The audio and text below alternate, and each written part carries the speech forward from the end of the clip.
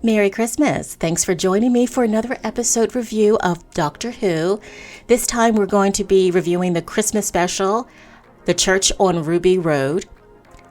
It was a very interesting episode. Of course, I'll tell you the things that I did enjoy, and then near the end, I will go over the things that I thought we could just do without. Like the synopsis says on the Doctor Who on Disney Plus channel, they said long ago on Christmas Eve, a baby was abandoned in the snow. Today, Ruby Sunday meets the Doctor, goblins, stolen babies, and perhaps the secret of her birth. Well, she was looking for who her mother was, of course, and there was a reporter that came by and did a Christmas story, since she is a Christmas Eve baby, and promised to look into finding out through blood test who her mother, who her parents, who her family is. So Ruby was very excited about that, was going about her day afterwards, really excited, looking forward to hearing the news because she really believed that she would find out who her mother or father was. And during this time, she found herself being a little clumsy, which it really wasn't her fault, but she was tripping over things, dropping things.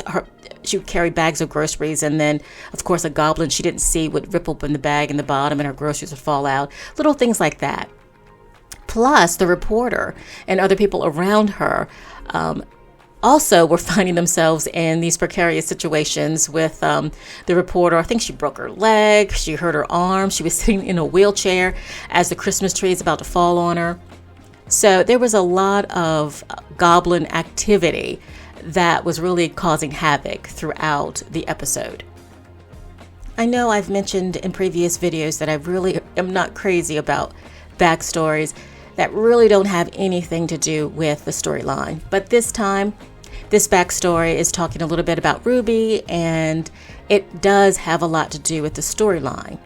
Since Ruby is a Christmas Eve baby, and her mom is fostering another child during this episode who obviously was born on Christmas Eve, these goblins really thrived or attracted to coincidences. Things like two people in the same house were born on Christmas Eve, so it brought them in. I thought that was a weak storyline, to be honest with you. But at least the backstory was trying its best to explain why these goblins were attacking Ruby and her family. To make a long story short, the baby, Lulu, I believe her name was, cute little baby, she was taken by the goblins. Ruby works to try to get the baby back. The doctor sees what she's trying to do. He joins in. Of course, they go up into the ship, weird-looking, pirate-looking ship in the sky, and the doctor finds a way to get out. They're tied up in rope. Now, this is what really got me, that I did not like. I didn't understand. They were tied up in this rope, and the doctor was saying that he needs to be able to understand rope language. Yeah, rope language. I have no idea. But he understood it, and then he got themselves free. Whatever. And so the doctor and Ruby, they get back to the house with the mother, and everything seems to be fine. The doctor's relaxed. He's a little bit cocky, like the doctor usually is. And all of a sudden, Ruby's gone. He can't find her.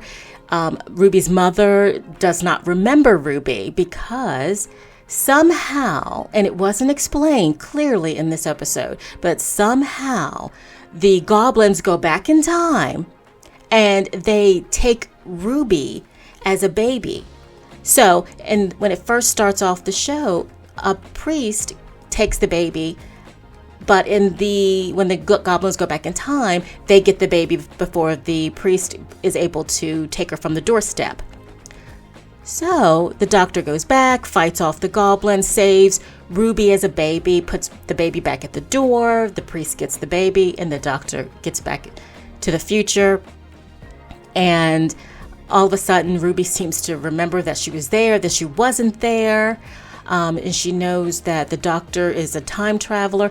There were just a lot of things that just didn't connect the right way. It should have been more smooth of a connection, take some time, but it just seems like it was forced.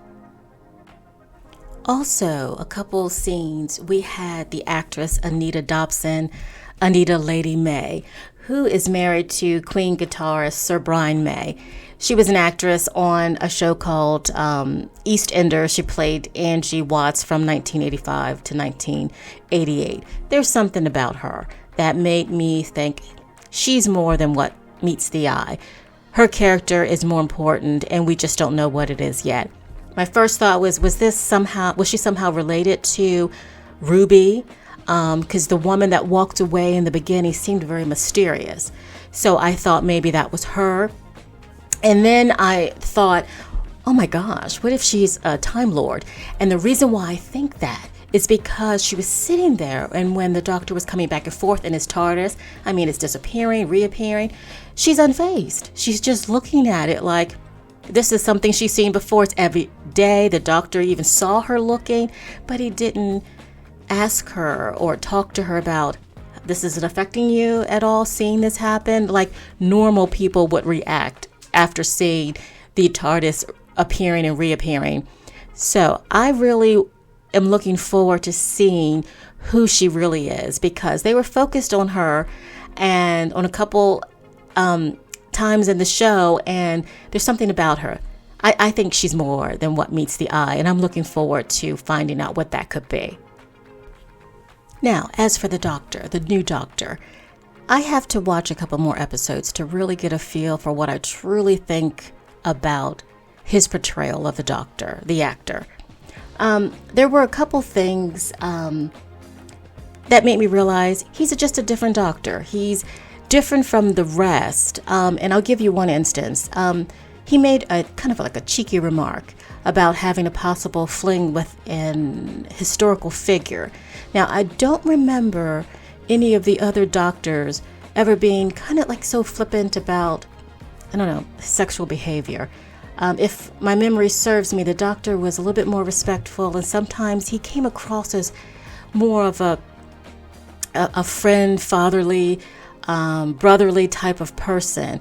And so all this did was just make me realize that this Doctor is truly a different person this go around.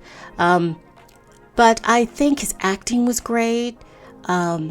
He was very charismatic.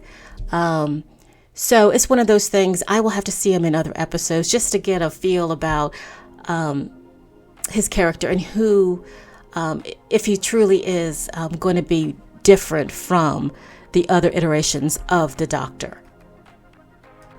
And always, please leave your comments down below. Let me know what you thought about the show, what you liked, what you didn't like. Let's have a conversation about it.